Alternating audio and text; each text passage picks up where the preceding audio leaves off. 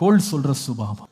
கோள் சொல்கிறவன் வந்து ஒருத்தரை பற்றி இன்னொருத்தரை பற்றி தெரிஞ்சதோ தெரியாததோ பாதி முக்கால்வாசி கால் ஏதோ இருக்க தெரிஞ்சதை வச்சு இவன் கதை எக்ஸ்ட்ரா இவர் ஃபில் த பிளாங்க்ஸ் போட்டு பேசிடுவார்.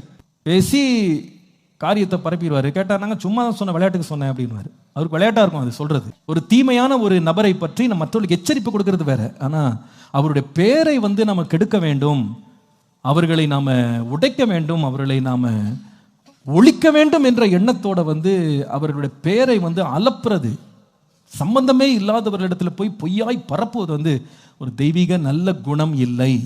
கோள் சொல்லுகிறவனை மட்டும் ஒரு கும்பல் வந்து வெளியே எடுத்து போட்டோம்னா சண்டை போய் சமாதானம் வந்துடும்.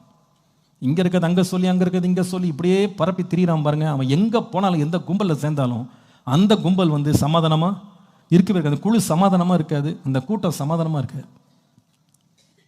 அவர்களால் பெரிய ஆபத்து, பெரிய நஷ்டங்கள் உண்டு என்பதை நாம் அறிந்து கொள்ள வேண்டும். குடும்பங்களில் கூட சில பேர் இங்கே இருக்கிறது அங்கே சொல்லி, அங்கே இருக்கிறவங்களுக்கு சொல்லி இப்படி மூட்டி விடுறது.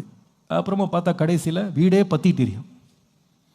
அது பெரிய பிரச்சனை உண்டாக்கணும். அதை அணைக்கிறது ரொம்ப கஷ்டம். அந்த ஒரு ஆளை வெளியே எடுத்து போட்டோம்னா வீடே நிம்மதியாகிடும், குடும்பமே சமாதானமாகிடும்.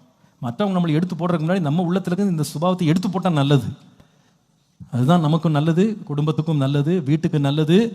வேலையில் சில பேர் வேலையில் கூட மற்றவர்களுடைய தங்களுக்கு அடுக்காத காரியங்களெல்லாம் எடுத்து கோள் சொல்லி, இங்கே இருக்கிறத போய் அங்கே சொல்லி, ஆஃபீஸ்க்குள்ளே காசிப்பை பரப்பி டேல் பேரிங் இந்த வேலை செய்யும்போது கடைசியில் பார்த்தீங்கன்னா எல்லாருக்கும் பாதிப்பு. கடைசியில் அவங்களும் அதுக்கு பெரிய ஒரு வேலை கடைசியில் கொடுக்க வேண்டும். அது தேவனுக்கு பிரியமில்லாத ஒரு சுபாவம்.